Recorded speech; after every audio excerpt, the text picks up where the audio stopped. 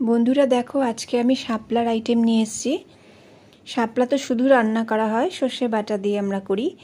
আজকে আমি আলু দিয়ে করব এবং সর্ষের সাথে তিলও দেব, সাদা তিল।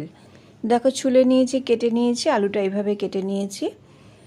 তো তিল এবং সর্ষেটা কাঁচা লঙ্কা এবং নুন দিয়ে মিক্সিতে বা শিলনোড়ায় পেস্ট করে নেবে।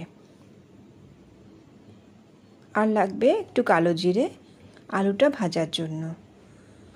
তো এটা আমি পেস্ট করে নেব, এটা আমি দেখাচ্ছি না।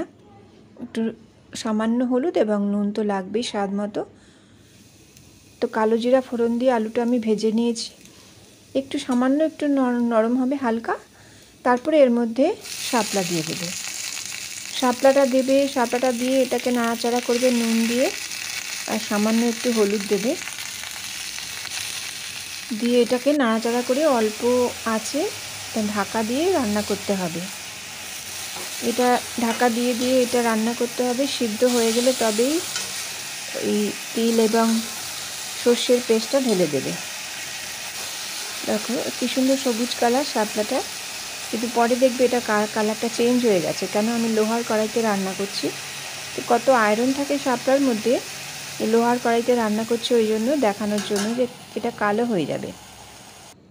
তো দেখো আমি তিল পেস্টটা ঢেলে দিয়েছি, তিল সর্ষের, এবং রান্না আমার হয়ে সিদ্ধ হয়ে গেছিলো। এবার এটাকে তিল সর্ষের পেস্টটা দিয়ে এটাকে আমি আরও 4-5 মিনিট রান্না করব।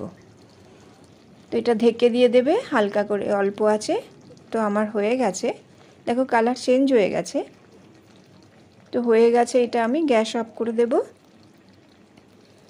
এটা খুবই ভালো লাগবে নিশ্চয়ই খেতে, আমি যদিও খাইনি আগে এরকমভাবে, তো অবশ্যই ভালো লাগবে। তোমরা এটার মধ্যে বড়ি ভেজেও দিতে পারো, আমি পরের বার দেব। আমার রান্না কমপ্লিট, তোমরা অবশ্যই করবে এবং আমাকে জানাবে কেমন হয়েছে। দেখো কালো হয়ে গেছে, কি সুন্দর তরকারিটা।